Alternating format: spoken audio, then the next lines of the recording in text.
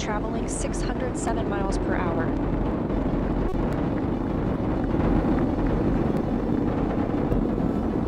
You're looking at 8.8 million pounds of maximum thrust. Quiet here in the loops and mission control.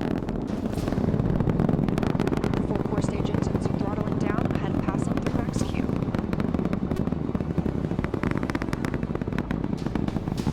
Now 1 minute, 21 seconds into the flight, traveling at 1,420 miles per hour. 4 core stage engines are back at maximum thrust.